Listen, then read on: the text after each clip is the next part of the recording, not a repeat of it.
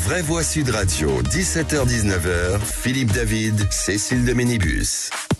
C'est une belle fin de journée qui s'annonce avec vous, les vraies voix de 17h à 19h et Philippe David avec à côté de moi.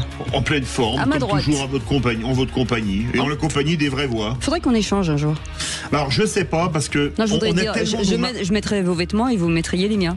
Alors moi, vous pour rentrer dans les miens, il y aura pas de problème. Non. Moi pour rentrer dans les vôtres, je garantis rien. Ça tombe bien, Ou je alors, cherchais ça une tente de camping. Ça va craquer de tous les côtés, mais bon. Je ferai plus du dos nu, mais de l'empeuvé. Vous avez remarqué, j'ai rien dit, moi. Non, J'ai absolument rien dit. mais je pense que vous avez, en votre fort intérieur, pensé que Philippe Bilger avait raison de se moquer de moi. Bon, non, vous savez, moi je pense pas beaucoup. Moi, ça se saurait si je pensais. Allez, on vous souhaite la bienvenue avec ce numéro de téléphone et c'est Zach qui est avec nous aujourd'hui au 0826 300 300. C'est toujours un plaisir de vous accueillir, bien entendu, puisque visiblement vous avez pas mal de choses à dire, surtout en ce moment. Et au sommaire de cette émission, on va revenir dans le grand débat du jour sur les violences à Betaram. La commission d'enquête parlementaire a agrémenté de 50 recommandations en appel à reconnaître la responsabilité de l'État, à créer un fonds d'indemnisation et à multiplier les contrôles d'internat. Alors parlons vrai, doit-on demander des comptes à ceux qui ont effectué les contrôles manifestement défectueux et à ceux aussi qui ont fermé les yeux? Et à cette question, Betaram, faut-il reconnaître la responsabilité de l'État pour la défaillance des contrôles? Vous dites oui à 96%. Vous voulez réagir? Zach et les vraies voix attendent vos appels au 0826 300 300. Et notre invité pour en parler, Wilfried Hulot, sera avec nous, membre du collectif de victimes et scolarisé à Betaram de 90 à 92.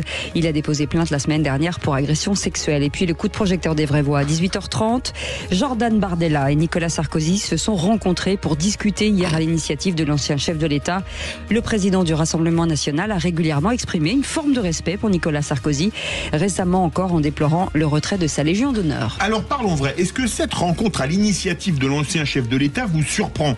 Et à la question, rencontre Sarkozy-Bardella, c'est une erreur vu les problèmes judiciaires de l'ancien président, un coup de com' ou un bon coup pour Bardella, ce qu'il crédibilise en rencontrant un ancien président à sa demande? Eh bien vous dites que c'est un bon coup pour Bardella à 44%, un coup de com' à 39% et une erreur à 17%.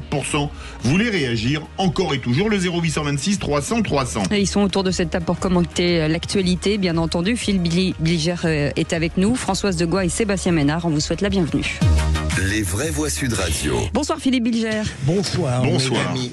Bonsoir Françoise Degois. Bonsoir mes chers amis, quelle joie de vous voir. Bonsoir monsieur Ménard, Sébastien. Bonsoir. Bonsoir. Très connu dans le sud-ouest. Surtout chez vous. Surtout chez vous, absolument. Et ce numéro de téléphone, le 0826 300 300, c'est Simon qui nous appelle de Perpignan. Bonsoir Simon. Bonsoir Simon. Bonsoir Cécile de Ménibus, bonsoir Philippe David et à tous vos invités. On est ravis de vous accueillir. Et vous voulez débattre ou poser votre avis sur Rima Hassan.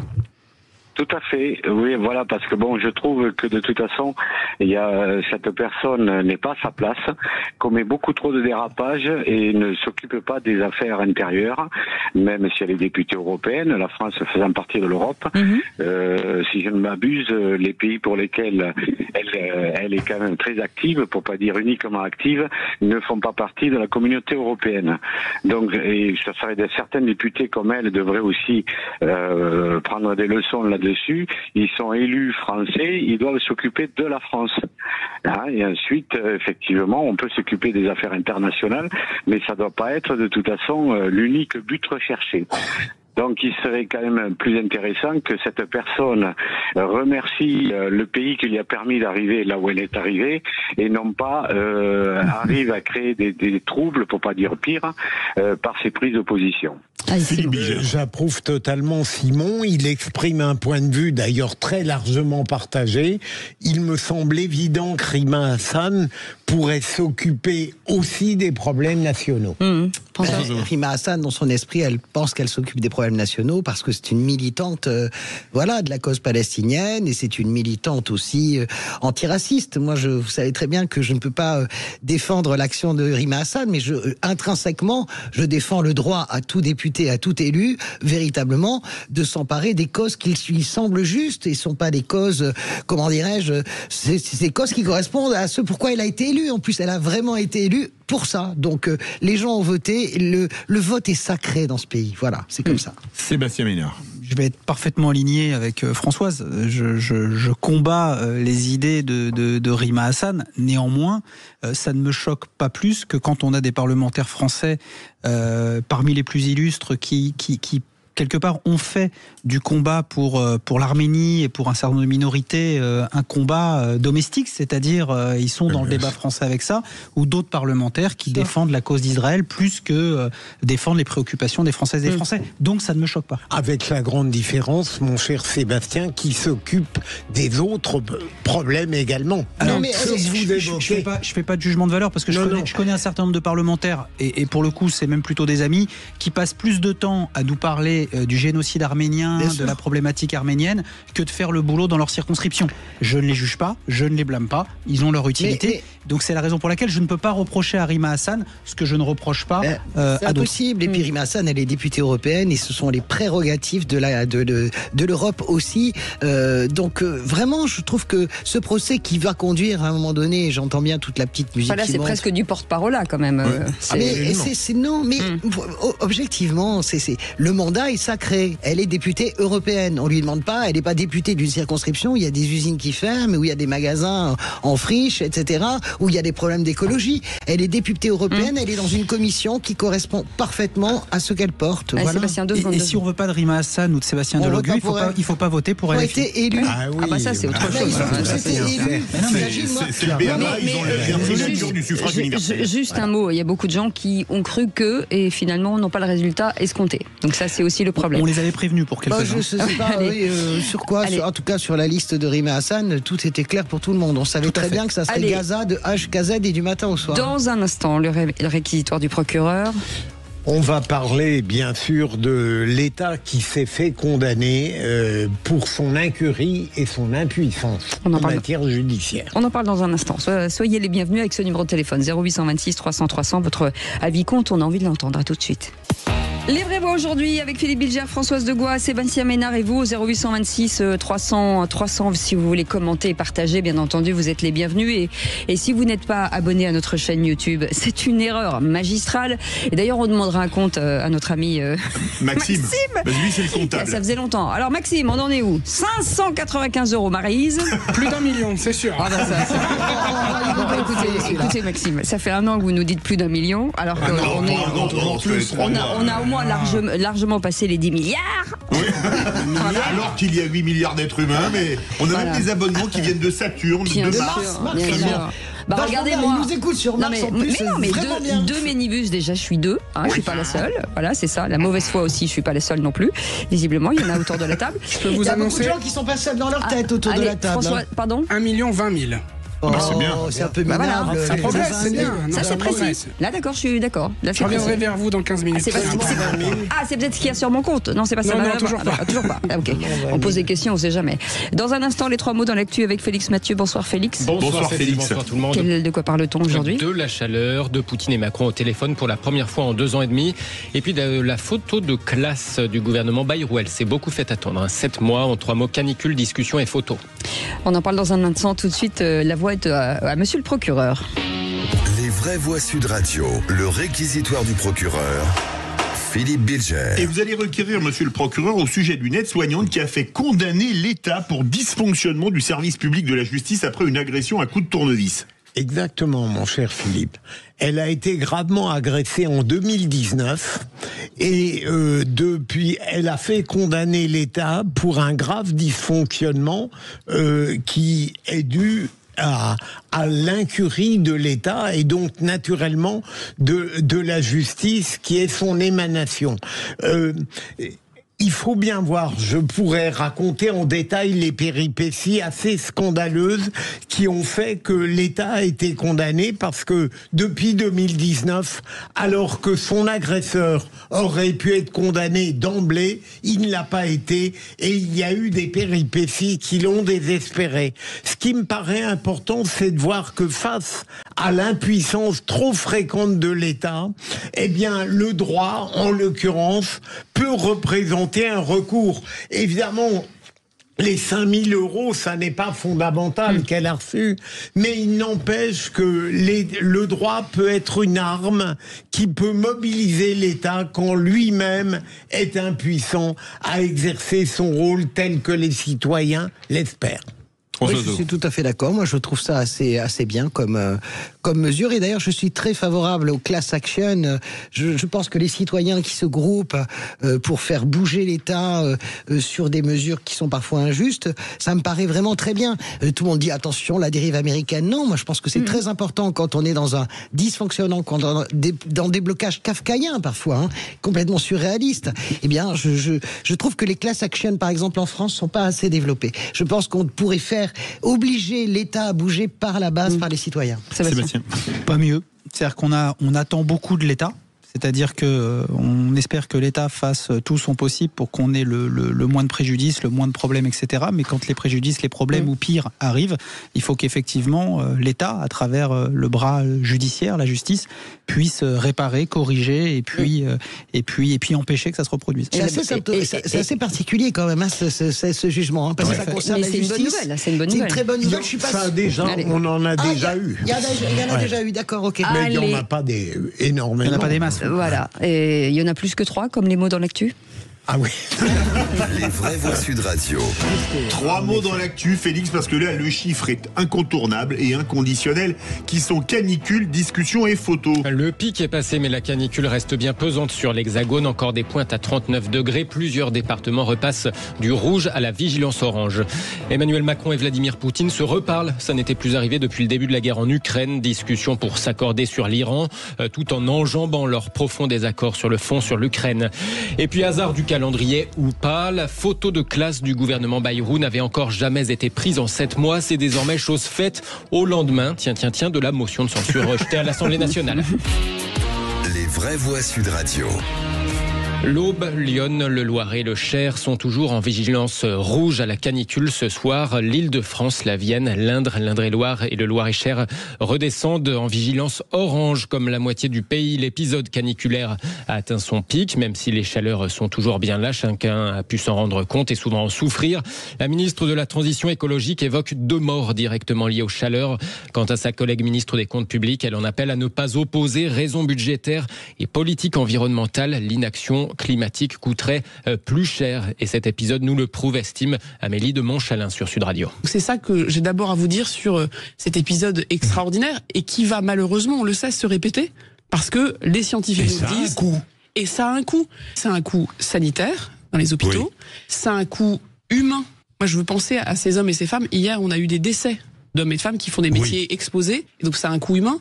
Ça a un coût économique parce que vous voyez bien qu'on ralentit l'activité, qu'on va moins vite sur les routes, qu'il y a moins de transport.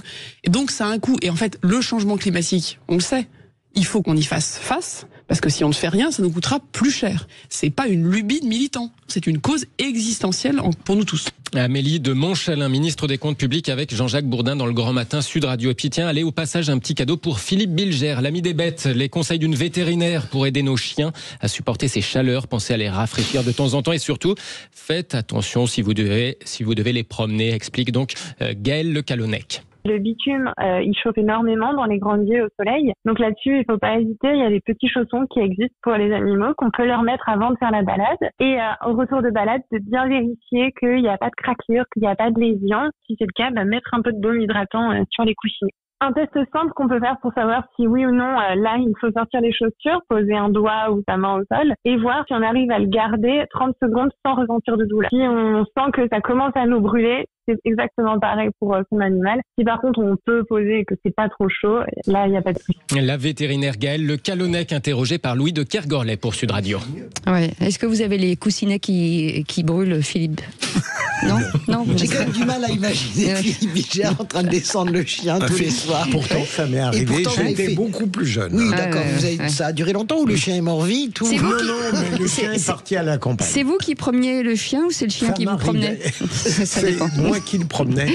Et alors on le tondait, et moi j'adorais quand il était à ras. Tout le monde me disait que c'était idiot. Oui, les fantasmes, on verra ça après.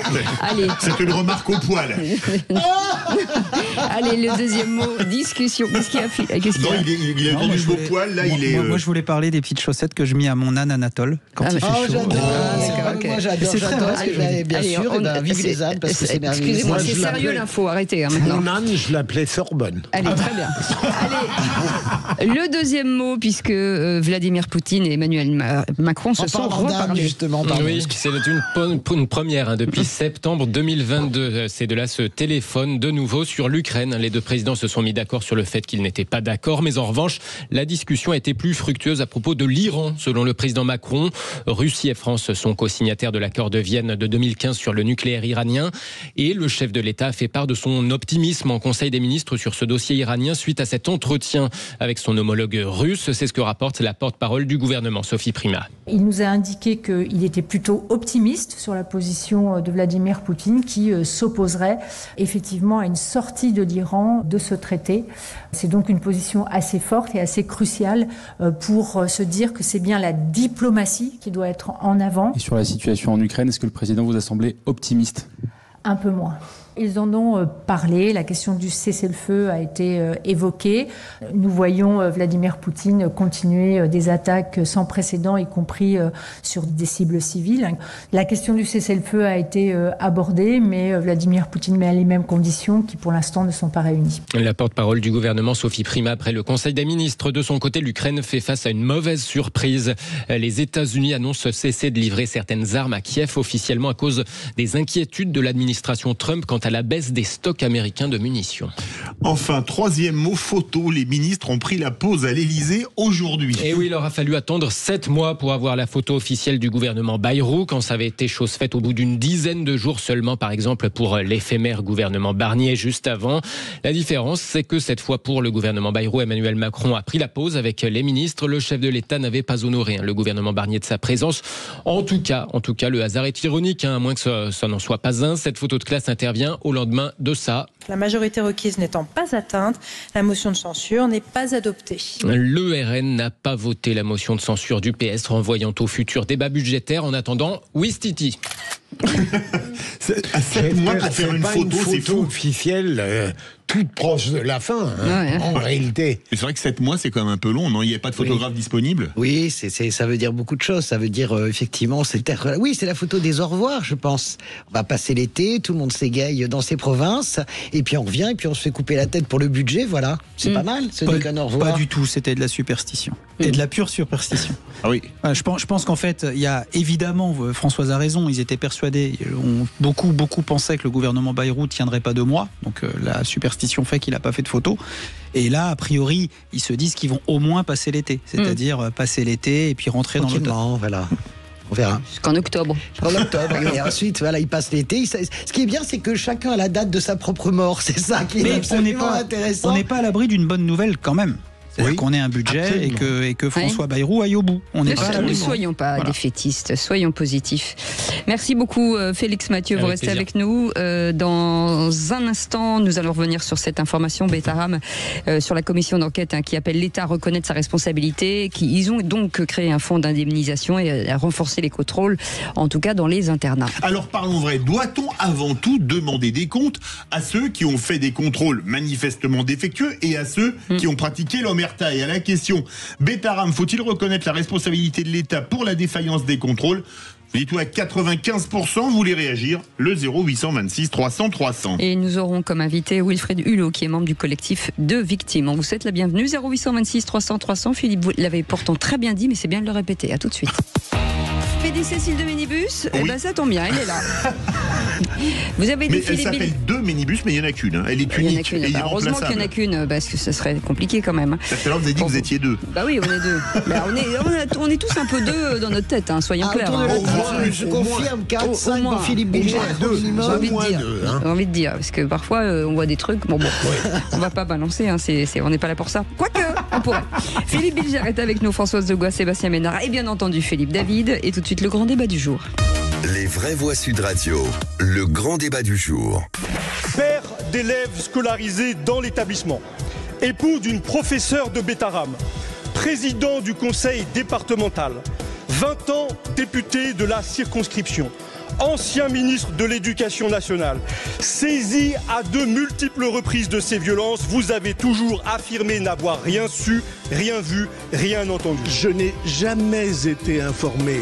Est-ce que vous croyez que nous aurions scolarisé nos enfants dans des établissements dont il aurait été soupçonné ou affirmé qu'il se passe des choses de cet ordre? Depuis le milieu des années 90, vous saviez, et alors que vos fonctions successives vous permettaient de protéger ces enfants, pendant 30 ans, vous avez choisi l'omerta.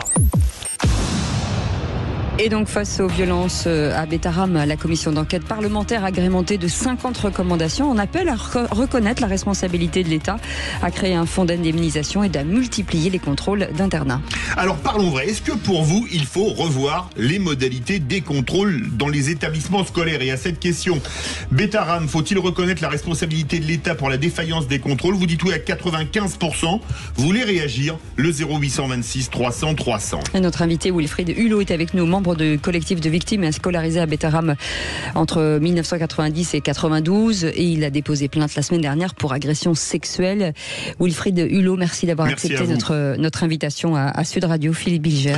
Alors, encore une fois, avec la conscience de caractère très subjectif de ce que je vais dire, hein. Je suis un peu lassé maintenant par la persistance des attaques contre François Bayrou. Ça commence à suffire. Il me semble qu'on avait fait justice d'accusations très injustes, mais apparemment, ça n'était pas suffisant. Deuxième élément, j'en ai un petit peu assez aussi, non pas du fait qu'on ait fait une commission d'enquête et que celle-ci ait abouti à 50 recommandations, dont notamment le besoin de multiplier les contrôles, mais par le fait que la France, lorsqu'elle a été confrontée à un problème infiniment grave, pose comme priorité le fait qu'il faudrait immédiatement sanctionner les responsables. Ce qui compte aujourd'hui, c'est que les 50 recommandations que je suppose lucides et pertinentes de la Commission soient appliquées, exécutées. Pour le reste, on peut peut-être sortir pendant quelque temps de cette espèce de guerre civile permanente où on a envie de trouver des responsables pour les sanctionner, même s'ils n'ont rien à voir avec ce qui s'est passé. Françoise Degois. Je pense que vous êtes bien trop, vous jetez l'éponge, enfin je veux dire, vous effacez avec votre éponge magique la responsabilité de François Bayrou. Mais François Bayrou a cet art consommé, en réalité depuis 30 ans, de se faire passer pour un juste, pour quelqu'un de noble. En réalité, il passe tout le temps entre les gouttes. François Bayrou, c'est quelqu'un qui a une responsabilité dans Betaram. Et vous dites, ok, j'en ai marre qu'on l'attaque, mais il est attaquable sur tant et tant de sujets. D'ailleurs, il a tellement été attaquable qu'il a dû quitter le gouvernement d'Emmanuel Macron au bout de quelques mois à cause de son procès sur les assistants, même s'il n'a pas été condamné personnellement. Donc moi, je n'ai pas envie de faire de François Bayrou une sorte de chevalier blanc, et encore moins de me faire prendre à son débit supposément rempli de sagesse de professeur agrégé, spécialiste des humanités. François Bayrou est quelqu'un d'extraordinairement roué, d'extraordinairement politicard. François Bayrou est quelqu'un qui pense fondamentalement à lui et à sa carrière. Donc, je vous trouve vraiment trop léger, Philippe, dans votre façon, je vous le dis, mon cher ami, de passer l'éponge sur la responsabilité de François Bayrou. Sébastien Ménard. Moi, je suis très emmerdé parce que ça s'est passé dans mon département, cette histoire. Et ce département a été présidé, comme ne l'a pas dit Françoise Degois, mais si elle le sous-entend, par François Bayrou. Évidemment. Il a été la figure tutélaire politique omnipotente, très puissante de ce département, et il l'est encore aujourd'hui. Voilà. Donc ce qui paraît, alors soit effectivement vous avez raison, monsieur Philippe Bilger, François Bayrou dit vrai, et j'espère qu'il dit vrai, et j'ai une intuition qui me dit qu'il dit vrai. Mais ça paraît, en tout cas je peux comprendre qu'un certain nombre de ses détracteurs ou contradicteurs n'adhèrent pas à cette thèse-là, parce que ça paraît tellement gros. L'affaire est tellement abominable, tellement dévastatrice, je dirais, pour des gens, pour la vie d'un territoire, pour un pays tout entier, que je me demande comment les édiles locales, celles et ceux qui ont conduit au destin de ce département et qui le conduisent encore. Évidemment. Je me demande comment on a pu passer à côté de ça. Donc si je dois répondre à la question, faut-il reconnaître la responsabilité de l'État pour la défense des contrôles, c'est oui et 1000 fois oui. Voilà. Alors est-ce que c'est dans cette défaillance, il y a François Bayrou, il n'y a pas François Bayrou, mais je suis comme vous. J'en ai marre qu'on accable les uns et les autres. Je suis d'accord avec vous, mais dans une autre mesure, je comprends aussi Françoise de Gaulle. Ils sont pas en sucre. Avec nous, Wilfried Hulot, membre du collectif de victimes scolarisées à Bétarame de 90 à 92. Il a déposé plainte la semaine dernière pour agression sexuelle. Wilfried Hulot, est-ce que les conclusions de la commission d'enquête parlementaire avec ses propositions vous paraissent à la hauteur ou il en faudrait plus ? C'est déjà un bon pas en avant, mais il en faudrait quand même un peu plus, parce que ce qui fait aujourd'hui mal, c'est de voir cette bataille politique qui cache, on va dire, le combat des victimes, parce que tout le monde se chamaille, mais les victimes, on en parle de moins en moins, on les met au second plan, alors que c'est quand même aujourd'hui le plus important. Et il y a des mesures qui vont dans ce sens-là, qui ne doivent pas perdre de temps, parce que certaines mesures ont déjà été proposées par la Ciivise et on se demande si elles étaient vraiment appliquées. Et aujourd'hui, le plus dur, c'est est-ce que les politiques vont avoir le courage que toute cette génération d'adultes, alors Bayrou, pas Bayrou, ça c'est pas mon débat, n'a pas eu le courage de faire ces années-là, notamment depuis la médiatisation des affaires en 96 et 98. Donc, ils vont tous s'entendre pour faire avancer les choses, pour qu'enfin on protège les enfants. Wilfried Hulot, est-ce que je peux vous demander de nous raconter un peu votre histoire et de savoir si à ce moment-là vous en avez parlé, à qui et comment ça se passe à cette période-là? Vous n'êtes pas obligé. Oui, non, ça me dérange pas. J'en ai déjà parlé sur d'autres chaînes. Moi, je suis rentré parce que, comme beaucoup de gamins, j'ai redoublé. Donc, en général, si tu redoubles, tu vas à Bétarame. Donc, j'ai fini à Bétarame. Et malheureusement, mon histoire ressemble à beaucoup de celle de mes camarades. Je me suis retrouvé dans le bureau du directeur de l'époque, M. Caricard, où il a tenté de m'agresser sexuellement. Il n'a pas pu aller jusqu'au bout des choses parce que je ne me suis pas laissé faire. Mais après, pendant 2 ans, j'ai subi les violences individuelles et collectives que nos camarades ont aussi subies. Et en parler, non, parce que c'est difficile. Quand ça remontait, j'avais des épisodes de ma vie qui étaient très compliqués. Donc, c'est pas facile d'en parler, et j'en ai jamais parlé à mes parents. Et entre vous, entre élèves? Entre élèves, comme alors ça fait sursauter certaines, on va dire, générations d'adultes, mais on n'en parlait pas entre nous, on ne disait pas clairement les choses. On pensait qu'on était seuls parce qu'ils avaient cette mécanique d'isoler l'enfant, de faire croire qu'il était le seul à subir ces choses-là. Et c'est là où Bétarame a été quand même diabolique, c'est que ils avaient une méthode qui était quand même bien huilée et qui leur a permis de durer aussi longtemps, des années 50 jusqu'aux années 2000. Merci Wilfried Hulot. Philippe Bilger.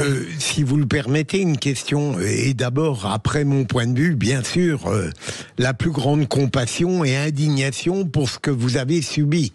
Mais j'aimerais connaître votre point de vue de victime. Ce qui importe pour une victime, est-ce que c'est de voir sanctionner les faits dont elle a été gravement atteinte, ou est-ce que c'est de savoir que le futur ne connaîtra plus jamais de telles catastrophes?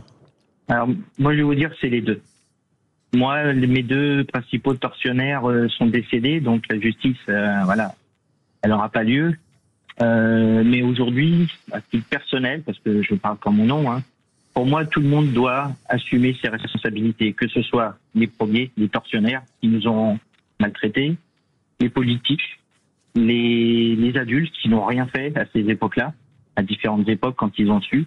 Tout le monde doit, tout le monde doit subir, on va dire, la punition, parce que ils ont failli. Ils avaient une fonction, que ce soit de politique ou même d'emploi, qui travaillaient dans l'éducation, dans les contrôles. Tout le monde a sa responsabilité. Ils ont failli aujourd'hui. quand on fait une erreur, malheureusement, faut la payer. Après, à différents degrés, c'est sûr.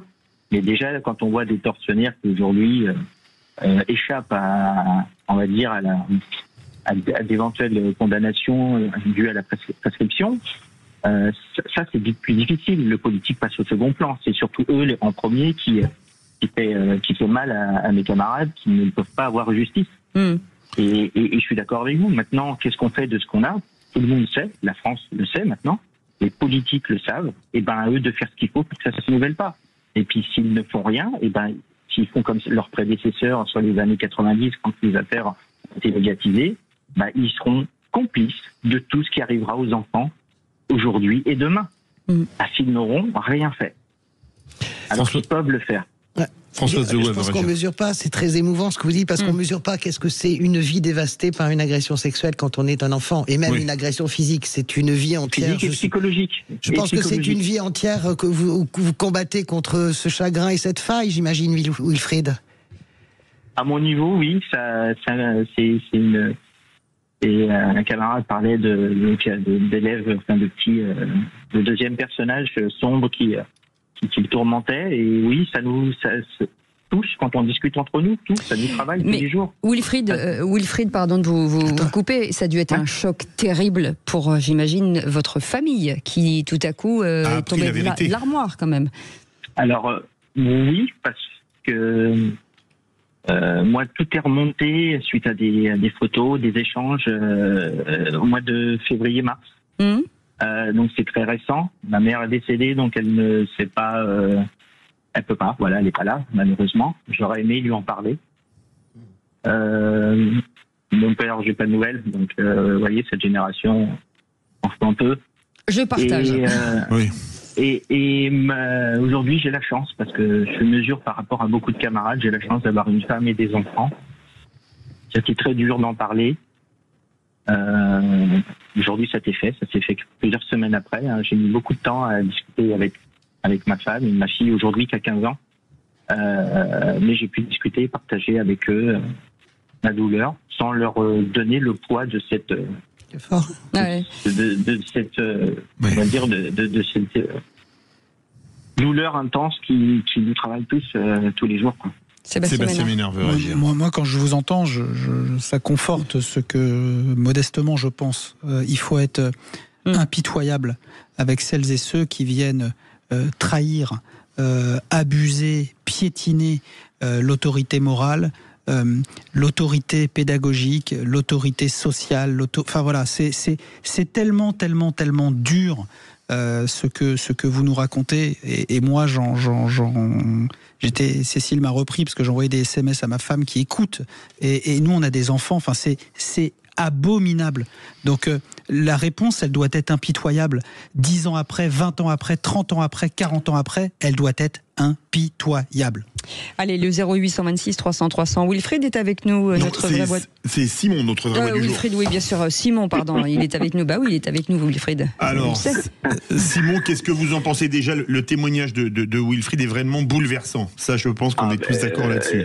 Je suis pas du tout surpris parce que, bon, évidemment, c'est toujours des actes, quand on a subi des actes comme ça, c'est toujours difficile de pouvoir s'exprimer et puis de pouvoir supporter ce genre de dérapage.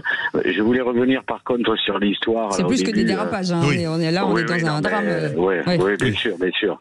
C'est pour moduler un peu le côté dramatique des choses, malheureusement. L'histoire aussi de Betaram, le problème c'est qu'on en a fait trop une histoire politique et on s'est pas penché réellement sur le problème. Et là, Wilfried l'a dit très justement, hein, ce qui concerne lui, c'est son cas et ses camarades qui ont été victimes de violences et de sévices sexuels. Mais pas le côté politique devrait venir en second plan. Voilà, donc si vraiment il y a un problème politique derrière. Après, c'est l'éducation nationale qui doit revoir un peu sa copie concernant les contrôles et surtout les établissements de toute façon qui sont des établissements privés. Et il faut pas donner non plus l'impression que Betaram est aussi également un peu la bête noire du fait que c'est une institution catholique aussi, hein, parce que il y a ça aussi qui est occulté. Et on sent bien que on a vu déjà plusieurs actions de certains partis politiques vis-à-vis de ces établissements, et ils se sont engouffrés dans celui-ci. Malheureusement, c'est de l'instrumentalisation. Alors, en fait, c'est une vraie question. Je voulais rebondir sur ce qu'a dit Simon, mais on l'a déjà dit sur cette antenne. S'il n'y avait pas eu François Bayrou, est-ce que cette affaire aurait eu ce retentissement ? C'est la vraie question. Hein. Cette affaire, elle est sortie avant que François Bayrou soit Premier ministre. Il faut vraiment ne pas... il faut bien faire la chronologie. Betaram est un scandale qui explose il y a 2 ans, avant que François Bayrou soit Premier ministre. Et le haut-parleur de Betaram, là, c'est parce que d'un seul coup, ça se cristallise sur François Bayrou. Mais le haut-parleur de Betaram, il commence bien avant que François Bayrou. Et même l'idée un jour... C'est quand même un peu passé sous les radars, Non, Françoise. ça n'est pas passé sous les radars. Mais Mediapart en a fait, c'est Mediapart qui sort. La France a découvert avec François Bayrou. Non, la France a découvert avant, je vous assure. Alain Esquer a été grand témoin. Est-ce que quelqu'un avait entendu François Bayrou a donné une ampleur, vous avez raison, à ce qui existait avant. Non, mais ça existait avant. C'est-à-dire que j'ai pas dit que ça n'existait pas, j'ai dit que ça n'avait pas fait le buzz que ça a fait aujourd'hui. Mais Betaram, je vous assure que Betaram, ça fait 2 ou 3 ans que Alain Esquer, si vous voulez, c'est quand même dans l'actu. Après, on le regarde ou pas. Moi, je m'inscris en faux contre cette instrumentalisation. Je suis pas d'accord avec ça. L'accusation d'instrumentalisation, c'est nul parce que, sous prétexte que, comment ça, la gauche attaquerait parce que c'est un établissement catholique. Vous avez vu qu'est-ce qu'il y a dans la commission? Vanier, c'est clair. Oui, et vous avez vu qu'il y a dans la commission, qui est encore plus dur que Vanier, il y a Violaine Speedbull, par exemple, qui est député Renaissance, et qui est extraordinairement saillante, autant que Vanier. Le dernier mot, juste très court, parce qu'on va laisser le dernier mot à Wilfried. Il faut aussi ne pas mettre tout le monde dans la même eau. Hein. Il y a aussi des tas d'établissements catholiques qui éduquent nos gamins et qui le font très bien et qui sont totalement irréprochables. Le mot de la fin, Wilfried Hulot, et merci encore pour ce témoignage. Et on est très content de cette jolie petite famille avec votre fille. Un mot peut-être? C'est aujourd'hui, le mot, c'est surtout à l'État de prendre ses responsabilités. C'est toujours naturellement dû au passé, de donner les moyens aussi aux gens de faire correctement leur travail, sans faire de politique. Si on avait un service public qui avait les moyens de travailler correctement, ça donnerait de meilleurs résultats. Et surtout, si je peux penser aux victimes. Aujourd'hui, on est en attente de beaucoup de choses, d'aide, de soutien, d'accompagnement. Il y a un fonds d'indemnisation qui a été dans les recommandations parce que beaucoup de gens n'ont pas les capacités aujourd'hui d'être aidés et surtout d'avoir réparation du préjudice qui a été subi par tous mes camarades. En tout cas, on vous remercie beaucoup, Wilfried Hulot, d'avoir accepté cette invitation, membre de ce collectif de victimes de Betaram. Merci beaucoup d'avoir accepté notre invitation. Vous restez avec nous. On fait une petite pause avec les vraies voix. On revient dans un instant avec Simon de Perpignan, notre vraie voix du jour. Les vraies voix, oui, Françoise. Non, je ne raconte pas n'importe quoi, Françoise. C'était une blague entre nous, une blague. On ne peut pas raconter n'importe quoi, et pourtant on aime ça. C'est ça. J'adore. Françoise Degois, Philippe Bilger et Sébastien Ménard, et avec Simon qui est avec nous de Perpignan. Bonsoir Simon de Perpignan. Bonsoir Cécile. Et c'est à vous de lancer le jungle, comme on dit. Vous pouvez même le faire en catalan que vous êtes à Perpignan. Hein. Malheureusement, je ne le parle pas. Bravo. Jingle, bon. Bravo. C'est les vraies voix du jour, où la parole est libre, même les paroles discordantes. Maintenant, la parole reste libre. Voilà. Les vraies voix Sud Radio, vous avez bien raison. Le quiz de l'actu. Et question qui c'est qui l'a dit pour notre ami Simon de Perpignan. Nicolas Sarkozy a été extrêmement meurtri quand on lui retire sa Légion d'honneur et qu'on le compare ainsi symboliquement au maréchal Pétain. Cette comparaison est indigne. Jordan Bardella. Non. C'est une femme. Ouais. Marine Le Pen. Non. Ça peut non, c'est pas le même parti, non. Ah d'accord, c'est une femme. Je vous aide. Oui, bonne réponse de Philippe Bilger, qui a été plus rapide là, il faut le reconnaître. LR de la région Île-de-France. Qui c'est qui l'a dit? Ce gouvernement ressemble de plus en plus à un canard sans tête qui ne se saisit de rien. Alors, on ne l'a jamais citée, elle est maire d'une grande ville. Oui, je sais, je l'ai vue, je sais. Simon? Je sais qui c'est. Maire d'une Johanna grande ville. Roland. Bonne réponse de Françoise de Gouache. Maire PS de Nantes. J'allais le dire. Voilà. Non, t'as rien de Si, dire. si, j'étais comme ça. Non, c'est bon, allez. J'allais demander un indice. Qui c'est qui J'allais le dire ou j'allais demander un indice? Non, mais frère. Si vous alliez dire, vous n'avez pas besoin d'indice. Tu l'avais mais pas, quel Johanna mytho Roland. celui-là, c'est pas vrai. Bon, allez, on arrête de se faire avoir là. Question pas ça, qui l'a dit. Écoutez bien, sur la TVA sociale, la réforme, s'il y en a une, ce ne sera pas une réforme budgétaire. Elle sera discutée par les partenaires sociaux. Simon. François Bayrou, peut-être. Éric Lombard. Amélie de Montchalin. Bonne réponse de Sébastien Ménard. Et c'était ce matin sur Sud Radio. Excusez-nous, nous on 3 points. De ce côté-ci de la table, on triche. Qui l'a dit? Ah oui. Marine Le Pen est obsédée par Bruno Retailleau. Simon. Obsédé par Bruno Retailleau, c'est ce matin. Qui c'est qui a pu bien dire ça ce matin? Madame Prima. Bonne réponse. J'allais dire Prima. Ah, elle a nous donné son indice génial et bidon. Il y a 3 points partout là. Qui c'est qui l'a dit sur la motion de censure? Nous sommes effectivement sur un fil et pourtant on est au travail. François Bayrou, peut-être. Non. Marc Fesneau. Non. Patrice Mignola. Catherine Vautrin. Bonne réponse. Parce que Vautrin ouvre les choses. Voilà, Vautrin ouvre les choses. Vautrin de mesure gouvernementale. Ça mérite une exclusion, non? Définitive ou momentanée? Oui, 10 minutes de prison comme hockey sur glace. Qui c'est qui l'a dit sur la motion de censure? Nous sommes effectivement sur un fil et... Non, on vient de le dire. Catherine Vautrin. Bonjour. Nous sommes effectivement au fil. Bonjour. Pardon, qui c'est qui l'a dit? On ne peut exclure d'entrée toute hausse d'impôts. On ne peut exclure d'entrée toute hausse d'impôts, Simon. C'est plus clair comme ça. Braun-Pivet. Oui. Bonne réponse de Philippe Bilger. Oui, président de l'Assemblée nationale. Mais qu'est-ce qui vous arrive, Philippe? On vous a filé les réponses aujourd'hui? Moi, je les ai pas reçues. Donc Mais je vous laisse à vos magouilles. Qui c'est qui l'a répondu? C'est vrai qu'attention, on a quand même Simon qui doit répondre. Oui. Qui c'est qui l'a répondu à la question? Primaire socialiste, vous y allez? Je pense. Simon. Je sais. Ah ben c'est le nouveau secrétaire du Parti Socialiste. Royal. En même temps. Non, vous êtes en même temps, mais des points à chacun. Allez, 3. Écoutez bien Simon, sur la taxe des colis chinois, 2 €, c'est une blague. Faisons une taxe à la Trump. C'est un grand patron français. Et je trouvais que la taxe à la Trump, c'était drôle. Simon. C'est le président du MEDEF? Non. Non. Richard. Bompard, Carrefour. Bonne réponse, Alexandre Bompard, le PDG de Carrefour. C'était l'un ou l'autre. C'est qui l'a dit sur les frappes américaines en Iran? Cela redonne de la crédibilité aux États-Unis dans la région, Simon. Alors c'est un ancien ministre qui a eu 2 grands postes, un à la défense, une fois à la défense, une fois aux affaires étrangères, Simon. Oh là. Le Drian. Collégial. Collégial. Pareil, mixte. Oui. Eh bien écoutez, c'est fini, on a fini. écoutez, c'est Sébastien Ménard qui s'impose avec 15 points. Devant Philippe Bilger, 9 points. Françoise de Gouache, 6 points. Et Simon, 3 points. Bravo Simon, bravo.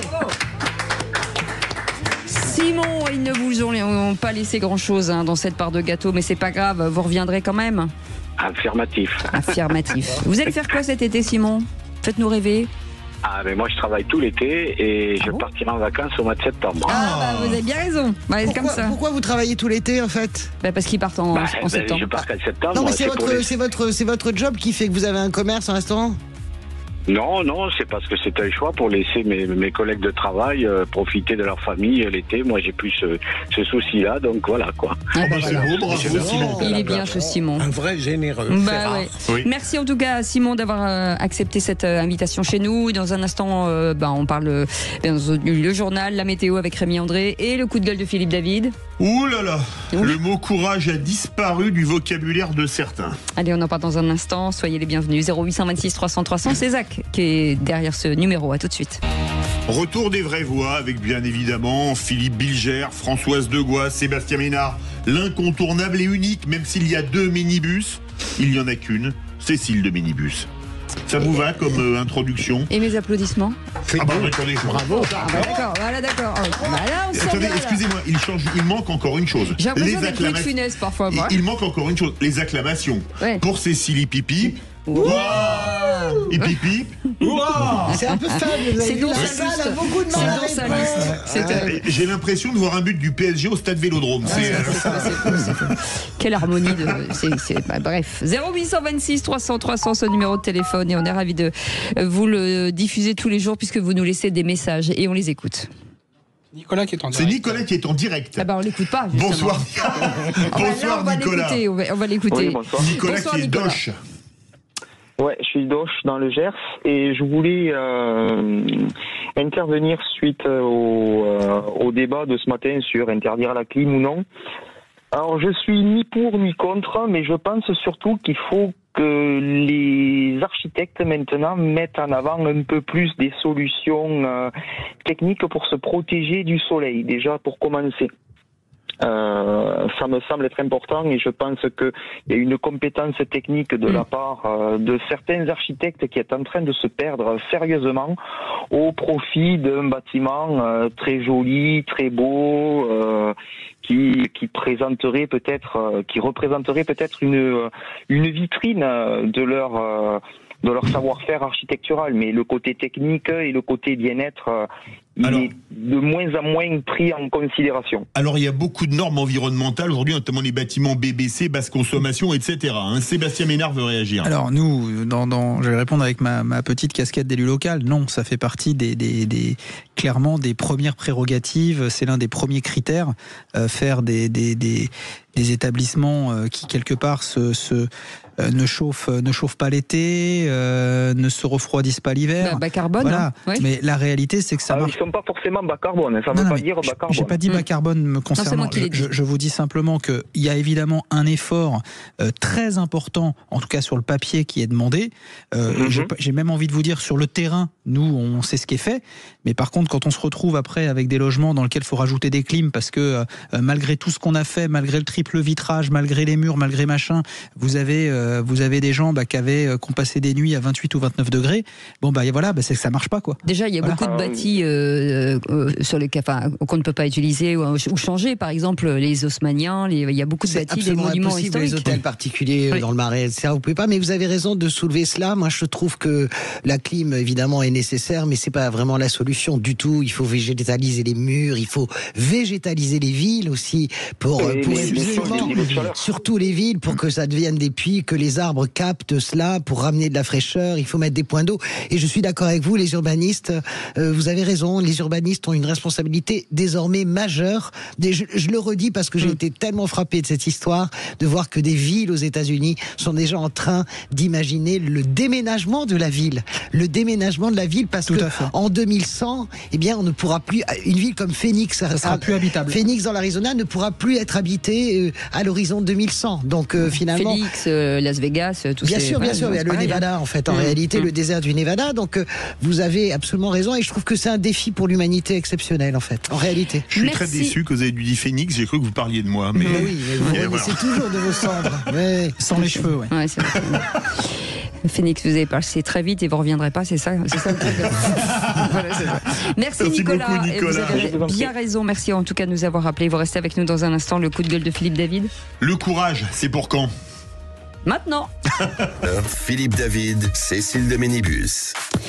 Les vraies voix aujourd'hui, on est mercredi. Absolument. Ah, mais c'est pour ça qu'ils sont dissipés, c'est la journée des enfants. Ah oui. Ça y est, je le sais maintenant. Philippe Bilger, Françoise Degois, Sébastien Ménard et vous au 0826 300 300. Tout de suite, le coup de gueule de Philippe David. Les vraies voix Sud Radio. Comme d'habitude, je vais remettre le clocher au milieu du village, ou plutôt le minaret au milieu de la wilaya, puisqu'il s'agit du village de Tizi Ouzou, préfecture de la wilaya de Tizi Ouzou en Algérie. Pourquoi Tizi Ouzou? Parce que c'est un tribunal de cette ville qui ont condamné à 7 ans de prison le journaliste sportif français Christophe Glaise pour apologie du terrorisme et propagande misant à l'intérêt national. Son crime, avoir été en relation avec des dirigeants du club de football Jeunesse Sportive de Kabylie, grand club outre-Méditerranée, puisqu'il a été été 14 fois champion d'Algérie et a remporté 2 fois la Ligue des champions de la Confédération africaine de football. Un club algérien, certes, mais avant tout kabyle, puisque Tizi Ouzou est une des principales villes de Kabylie. Placé sous contrôle judiciaire depuis plus d'1 an, son cas n'avait pas été ébruité à la demande de la famille, soucieuse du sort qui allait lui être réservé. Depuis dimanche, on connaît le verdict, 7 ans de prison, 2 de plus que pour l'autre otage français retenu dans les geôles du régime militaire algérien, Boualem Sansal. Et le silence des médias français me scandalise autant que la peine de prison infligée à Christophe Glaise. Où sont nos journalistes d'habitude si corporatistes pour demander sa libération? Où sont tous les professionnels des droits de l'homme, toujours prompts à hurler sur Trump ou Israël, et dont le silence sur l'Algérie est assourdissant? Que fait le chef de l'État qui tweete sur les précautions à prendre en cas de canicule, mais dont le silence pour Christophe Glaise et Boualem Sansal est tout aussi assourdissant? Quand la France avait des otages au Liban, le journal d'Antenne 2 a commencé chaque jour pendant des mois en rappelant les noms de nos otages. Aujourd'hui, samedi 29 mars 1986, les otages français détenus au Liban, Marcel Carton, Marcel Fontaine, Michel Seurat, Jean-Paul Kaufmann et l'équipe d'Antenne 2, Philippe Rochaud, Georges Ansen, Jean-Louis Normandin, Aurel Cornéa, n'ont toujours pas été libérés. Bonsoir. Désormais, au début de chacune des éditions de la rédaction d'Antenne 2, nous rappellerons ainsi le sort des 8 otages français détenus au Liban et nous le ferons jusqu'à leur libération. Manifestement, les temps ont bien changé, à moins que ce soit certains journalistes et organes de presse dont le mot courage a disparu du vocabulaire. Maintenant que nous avons 2 otages en Algérie, il va falloir y repenser. Vous avez totalement raison et d'ailleurs je me rends compte que je n'aurais pas été fait pour être diplomate parce que il y a quelque chose d'insupportable dans le fait que à propos de ce journaliste qui a été condamné à 7 ans, encore plus à l'égard de Boualem Sansal, eh bien on traite avec une infinie délicatesse une dictature qui n'hésite pas elle devant notre faiblesse à user de moyens épouvantablement radicaux. Françoise Levoix. Ça, il y a beaucoup de papiers quand même. Et hier matin, par exemple, chez Jean-Jacques Bourdin, il y avait le patron de Reporters sans frontières qui a parfaitement exposé le cas et l'absurdie du traitement qui est réservé à. Mais j'ai pas vu beaucoup de une de journaux quand même. Ouais, mais quand même, je pense que ça, je trouve quand même que non, les associations commencent déjà à se mobiliser. Et vous avez raison sur la folie générale de cette condamnation, tout ça, parce que la JSK, on sait très bien, a toujours été le cœur névralgique de la protestation kabyle. Oui. Évidemment, c'est mythique la JSK à Tizi Ouzou. Mais je vous trouve un peu injuste. Là, vous avez raison, c'est qu'il faudrait faire plus de bruit. Je suis d'accord avec beaucoup vous. Plus, oui. Mais je pense que quand même. Oui, Sébastien Ménard. Il faudrait faire plus de bruit, puis il faudrait que diplomatiquement, à un moment donné, on engage un bras de fer, un vrai bras de fer, parce que moi je pense je pense que la France elle a largement les moyens de gagner ce bras de fer. Voilà, donc évidemment, on fait le choix de la politique de l'autruche, on contourne, on enjambe, et effectivement, on avait Boualem Sansal qui est toujours injustement embastillé. 5 ans. Et on a désormais Christophe Glaise, un collègue journaliste. Voilà. Merci beaucoup Philippe David. Tout de suite l'info en plus avec Félix Mathieu. Les vraies voix Sud Radio. Qu'est-ce que c'est ça ? Et la canicule continue de s'abattre sur la France, une situation qui appelle à la plus grande prudence en haute montagne. La montagne en première ligne des conséquences du réchauffement climatique, comme en témoigne la fonte inexorable des glaciers. Et dans une période caniculaire comme celle-là, eh bien, l'alpinisme peut receler de gros dangers. Pour en parler, nous sommes en ligne avec Pascal Sanchot, ancien commandant d'opération de secours chez les CRS de haute montagne. Il vient de publier « S'élever ensemble, l'art de la cordée pour sublimer son leadership » chez Mareuil Éditions. Bonsoir Pascal Sanchot. Bonsoir à tous. Merci d'être avec nous dans les vraies voix sur Sud Radio. Entre le soleil qui tape sur la tête et la neige qui fond sous les pieds, on imagine qu'il y a des risques sur les sommets par ces chaleurs exceptionnelles. Alors, les risques ont toujours été présents, mais c'est vrai qu'aujourd'hui, la canicule, ça pose des problématiques, notamment sur la cohésion des manteaux neigeux. On a des températures positives, au sommet du Mont Blanc, donc on imagine bien que l'appui du pied va être un peu moins solide. On peut même avoir des coulées de fonte en haute montagne. C'est quand même assez important aujourd'hui avec ces grosses chaleurs. Et on a aussi le même phénomène en paroi avec des chutes carrément de pierre, mais d'envergure qu'on ne connaissait pas il y a une dizaine d'années, par exemple. Donc les conseils, c'est des conseils de prudence en haute montagne ou c'est même carrément d'éviter l'alpinisme quand il fait des chaleurs extrêmes comme ça ? Quand il fait des chaleurs extrêmes, il faut vraiment s'adapter toujours au contexte et aux circonstances. On déconseille le sport. Il est clair que des courses de neige avec les chaleurs qu'il y a eu sont totalement déconseillées, mais ça, c'est le libre arbitre de chacun. Il faut être capable de faire la relation entre les conditions du moment et l'objectif qu'on s'est fixé. À qui il faut s'adresser en ces périodes-là pour comprendre et savoir la montagne et s'il faut y aller ou pas y aller? Alors vous avez dans toutes les vallées des bureaux des guides qui vont se plier en quatre pour vous donner les bons renseignements. Vous avez des postes de secours, que ce soit gendarmerie, secours en montagne CRS ou sapeurs-pompiers. Il y a tout un écosystème dans les vallées qui va vous donner les bons conseils sur la condition de la montagne du moment et puis qu'est-ce qui est faisable ou qu'est-ce qui ne l'est pas, on va dire. Vous êtes guide de haute montagne, vous avez été CRS sauveteur en haute montagne, moniteur de ski.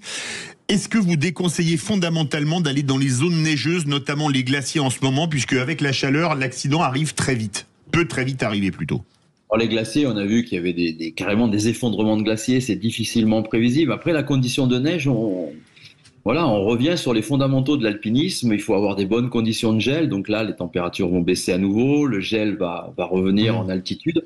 Non, c'est s'adapter vraiment à chaque fois aux conditions du moment. Et il est vrai que quand il y a des pics de chaleur comme ça, la haute montagne devient très hostile. Vous nous parliez de températures positives en haut du Mont Blanc, de glaciers qui fondent. Vous avez vu de gros changements depuis que vous vous exercez très rapidement? Oui, en 30 ans, on peut dire qu'on a vu, on a été les premiers lanceurs d'alerte. Moi, je m'entraînais à faire du cramponnage au glacier des Bossons. On avait quelques minutes de marche depuis la voiture. Aujourd'hui, le glacier est à 1200 mètres, 1200 mètres de distance de la route, plusieurs kilomètres.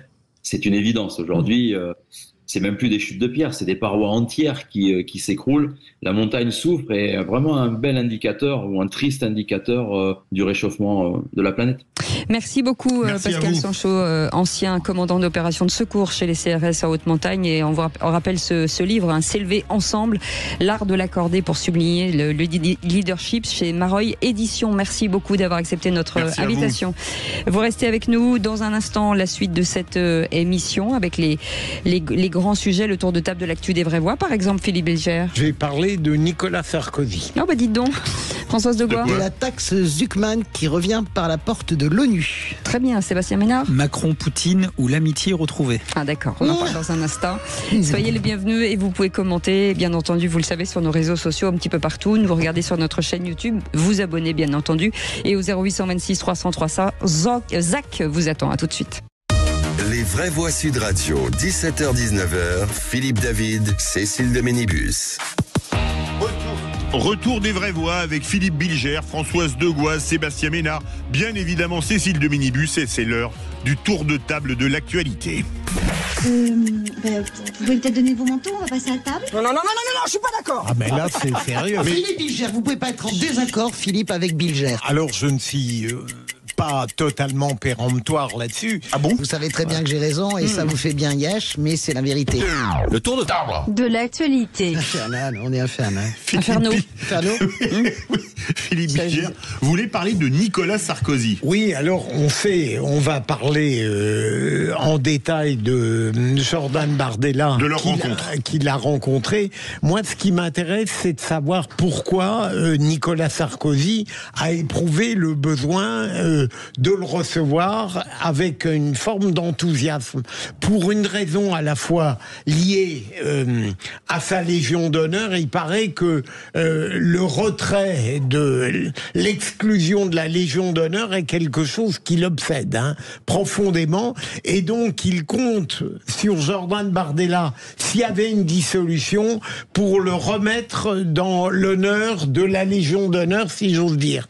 Mais il y a aussi une raison politique qui me paraît intéressante.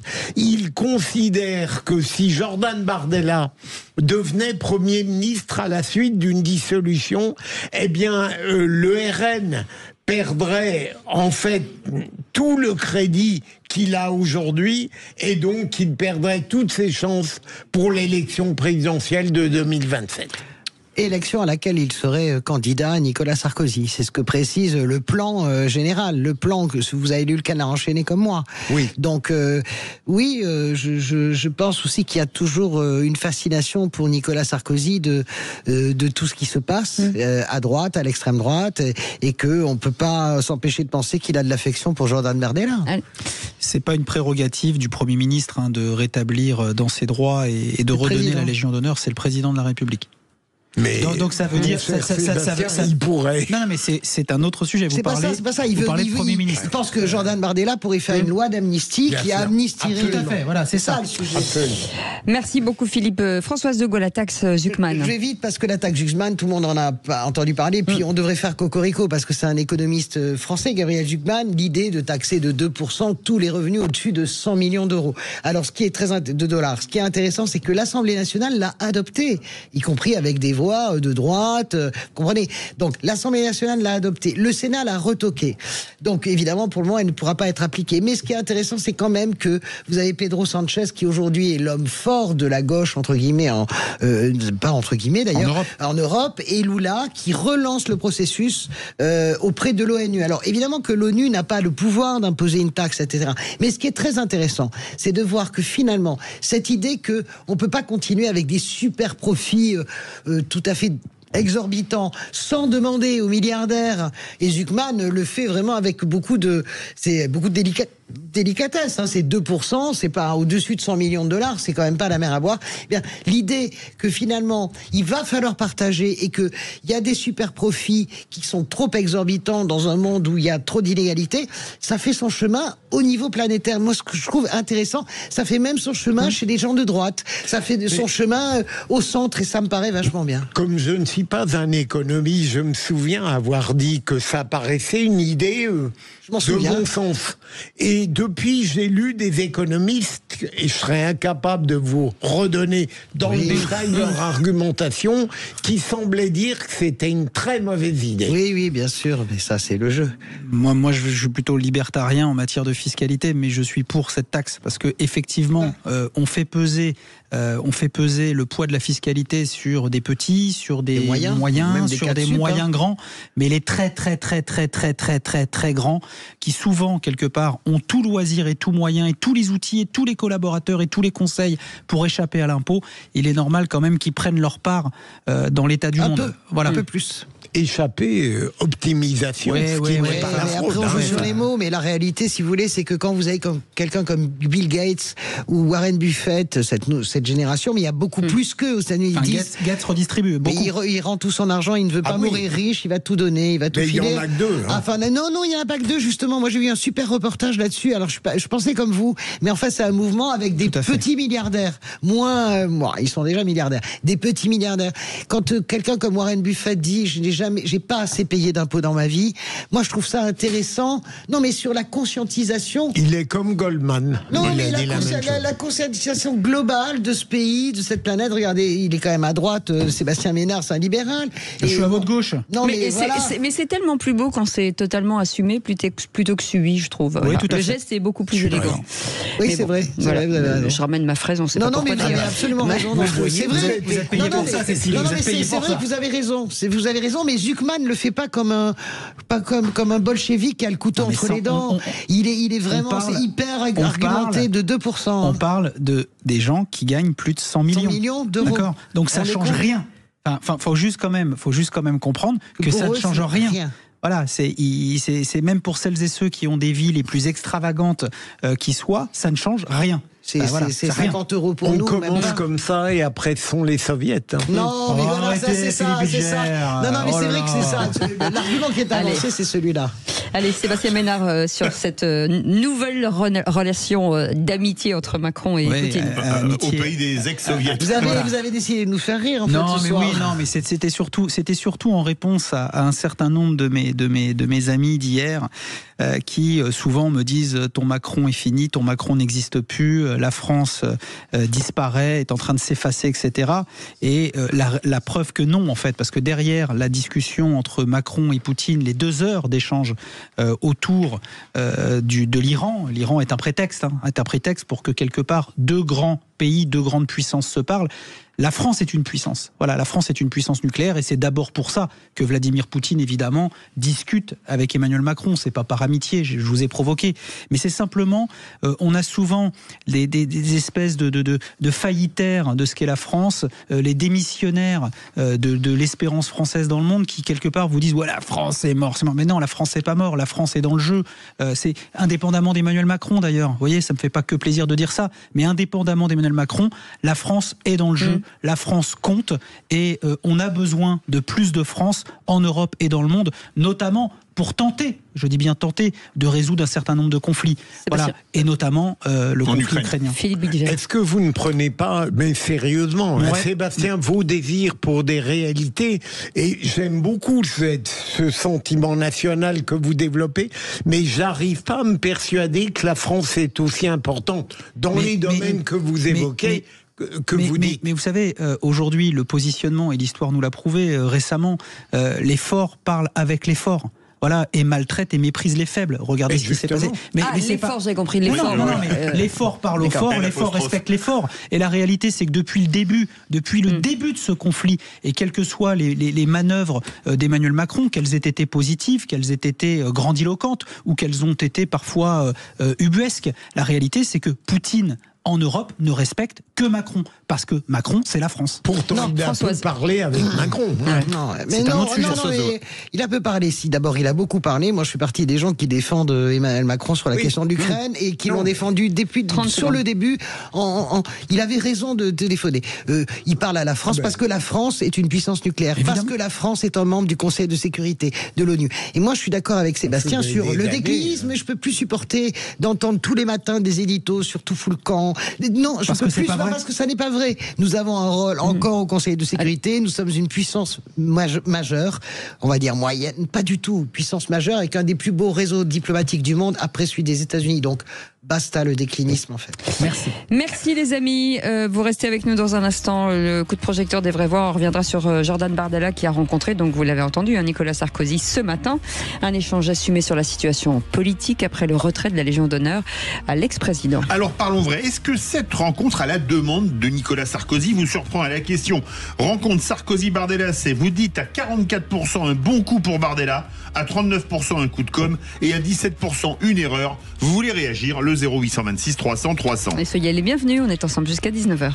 De cette table dans les vraies voix, Philippe Bilger, Françoise Degois, Sébastien Ménard et Philippe David, bien entendu. Vous au 0826 300 300. Ensemble jusqu'à 19h, l'occasion peut-être de débattre avec eux. Ils sont en forme ce soir. Oui. Ouais. Non, mais je vous confirme. Ils sont fous. Allez, tout de suite le coup de projecteur des vraies voix. Les vraies voix Sud Radio, le coup de projecteur des vraies voix. Tête à tête entre deux figures politiques de premier plan, Nicolas Sarkozy et Jordan Bardella. Vous avez sur un bateau Nicolas Sarkozy et Emmanuel Macron, vous sauvez qui? Carla Bruni. C'est assez surprenant quand même ce tête-à-tête entre Nicolas Sarkozy et Jordan Bardella, d'autant que ça n'a pas toujours été des relations très chaleureuses. Nicolas Sarkozy qui n'a pas toujours été tendre avec Jordan Bardella en privé, un échange effectivement courtois et chaleureux. Ça ne rajeunit pas Elsa et Glenn Medeiros. Et ce matin, autour d'un café, donc Jordan Bardella et Nicolas Sarkozy auraient évoqué la situation politique et l'avenir de la France dans cet entretien qui n'avait pas vocation à être secret selon son entourage. Le président du Rassemblement national avait été choqué par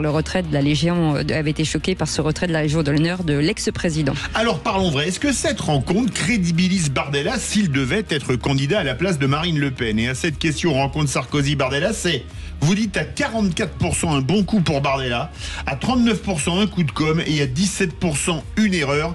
Vous voulez réagir? Zach et les vraies voix attendent vos appels au 0826 300 300. Philippe Bilger, il y a une petite fascination de Jordan Bardella à Nicolas Sarkozy qui lui avait envoyé son livre. Et, ça démarre comme ça. Je pense que Jordan Bardella apprécie, admire même, pourquoi pas, Nicolas Sarkozy de la même manière que Nicolas Sarkozy probablement aime chez ce jeune homme qui devient doucement un homme quelque chose qui lui rappelle le RPR des années 80. Mais pour répondre à votre triple interrogation, je pense que véritablement, d'abord, c'est un bon coup pour Jordan Bardella. Une fois qu'on a dit cela, je me demande si au fond, ça ne conduit pas à favoriser encore davantage une banalisation du Rassemblement national et peut-être, mais là c'est une supputation totalement gratuite de ma part, à accentuer peut-être une légère divergence entre la conception de Marine Le Pen et la sienne. Françoise Degois. Moi, je fais partie des gens qui pensent que ça a l'air d'être un bon coup, mais de façon contre-intuitive, ça n'est pas du tout un bon coup. Parce que la réalité, c'est que je vois bien la normalisation, la fascination, l'idée de se donner du surplomb, parce que finalement, un ancien président de la République, qui est encore très aimé à droite, vous reçoit, etc. Ça, c'est sur le papier, on peut le concevoir. Mais il faut regarder les effets à mèche lente.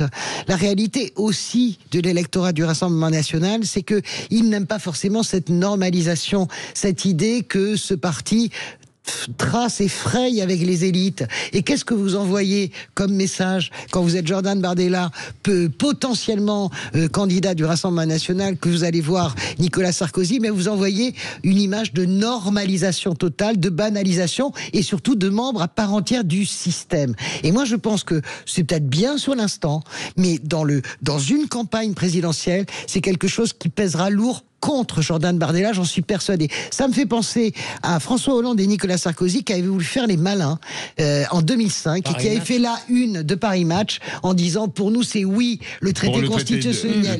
Et en fait ils s'étaient retrouvés tous les deux dans ce bateau et cette photo avait été terrible et pour Hollande, vous en souvenez, et pour Sarkozy. C'était devenu une arme en part entière pour les adversaires, pour les partisans du non. Attention, sur le papier pour moi ça a l'air très smart. En réalité je pense que c'est une faute par rapport à la composition même de l'électorat du RN qui ne veut pas voter pour l'établissement. Sébastien Ménard. Alors, moi, je vais répondre tout de suite à la question. C'est une erreur pour Nicolas Sarkozy, indéniablement, parce que on imagine une récupération, on imagine, comme le disait Philippe Bilger tout à l'heure, une espèce de contrepartie attendue, présente ou future. Donc, c'est une erreur. C'est une erreur pour Nicolas Sarkozy. Ça ne l'est pas pour Jordan Bardella. C'est pour l'un et pour l'autre un coup médiatique. Voilà, très clairement, puisque certains vont s'intéresser à Sarkozy. Tiens, pourquoi Sarkozy reçoit-il Bardella? Pourquoi Bardella a accepté d'aller voir Sarkozy? Et c'est un énorme coup pour Bardella. Pourquoi? Parce que Bardella ne ressemble pas à Marine Le Pen, ne ressemble à personne au sein du Rassemblement national, l'ex-Front national. Il ressemble en tout point au petit Nicolas Sarkozy qui, dans les années 70, était à coller des affiches, les affiches de Jacques Chirac. C'est pour ça qu'on peut se demander si c'est pas trompé de parti. Non mais ça c'est un autre sujet. Ouais. Mais ce que je veux dire, c'est que l'itinéraire de Jordan Bardella, qui était à Saint-Denis dans le 93, qui n'était pas quelque part adoubé parmi les élites du Front National à l'époque, il a eu le même itinéraire, mais en mode accéléré qu'a pu connaître Nicolas Sarkozy. Et je vais aller plus loin. Pour moi, là où je suis pas d'accord avec vous, Françoise, c'est qu'effectivement, il peut fâcher une partie de l'électorat Front National Canal Historique, qui pas évidemment. Du tout, laissez-moi aller au bout, s'il vous plaît, parce que ils sont anti-élite, anti-système, anti-Sarkozy, anti-tout ça. Il n'y a pas de débat avec ça. Mais aujourd'hui, pour que le Rassemblement national caracole à 37-38% d'intention de vote, quel que soit le candidat, au premier tour de l'élection présidentielle, il n'y a pas que cette radicalité électorale. Il y a aussi de nombreux électeurs. Classiques. On y va. Là où je vous réponds, Françoise, on pourrait le craindre, je le crains pas du tout. Pour Jordan Bardella, mais je ne crois pas, parce qu'au fond, la visite à Nicolas Sarkozy, l'entretien avec lui, ils avaient prévu un déjeuner qui ne s'est pas fait, ça relève presque aujourd'hui d'une banalité et d'une routine. Je veux dire, je ne pense pas qu'on en tirera quoi que ce soit d'hostile à Jordan Bardella sur le plan politique. Vous savez, moi je rejoins complètement Cécile qui posait la question et moi je réponds positivement à sa question. Je suis absolument persuadé, vraiment, que dans le cœur d'une campagne, ils viennent de faire un cadeau à leurs opposants extraordinaire.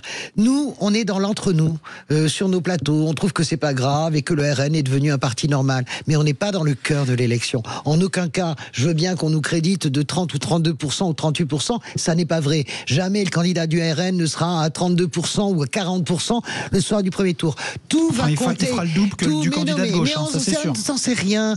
Tout va compter. Et de mon point de vue, on oublie toujours, parce que on l'aime bien, ce qui n'est pas mon cas, mais Nicolas Sarkozy est une figure honnie. Nicolas Sarkozy est une figure toxique de l'opinion française, oui. Écoutez, pas si détesté que ça. Seul contre la vérité des prix. Quand Nicolas Sarkozy s'est présenté à une primaire, rappelez-moi donc combien il a fait.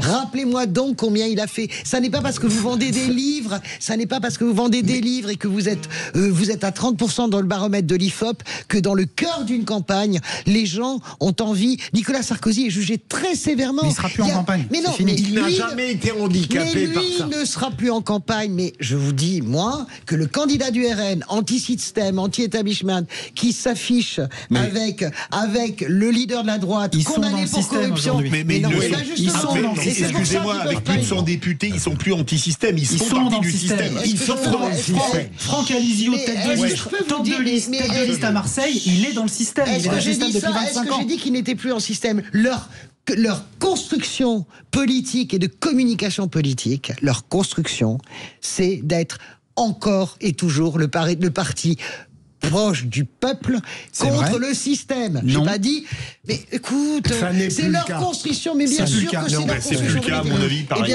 Sébastien Ménard. C'est plus le cas, la réalité, Bardella a été battu comme de façon assez débile, donc moi, vraiment, je comprends pas. C'est parce que vous êtes copain avec Sarkozy, je pense. Mais on oppose nos arguments. Voilà. Je peux vous dire qu'aujourd'hui, pour avoir croisé dans un cadre totalement différent Carla Bruni et Nicolas Sarkozy la semaine passée, il est extraordinairement populaire, il est plébiscité, non mais c'est une vérité, il reste une figure. Ne veut pas dire vote.